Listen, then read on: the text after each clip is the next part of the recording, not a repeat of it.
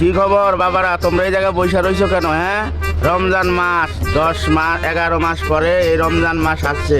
এই মাসে নামাজ পড়বা, 5 ওয়াক্ত রোজা রাখবা, তারাবি পড়বা, ঠিক আছে? ঠিক মতো ইফতার করবে। এখানে বসে কিসের আড্ডা দিচ্ছো? হ্যাঁ, ঠিক আছে বাবারা, একদিন মরতে হবে তোমাদের, ঠিক আছে? এই জায়গায় বসে আড্ডা দিও না। আমার আবার এই ইফতার পার্টি আছে, ঠিক আছে? ইফতার নিতে হবে, বাসায় বউ পোলাপাইন আছে। ঠিক মতো বাসায় যাও তোমরা, ঠিক আছে? আমি গেলাম, আসসালামু আলাইকুম।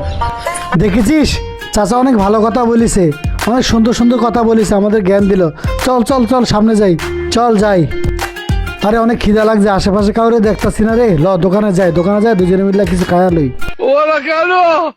আরে বেটা ঢুক ঢুক, কেউ নাই গা, পর্দার ভিতরে ঢুক, খায়া লই দুজনে।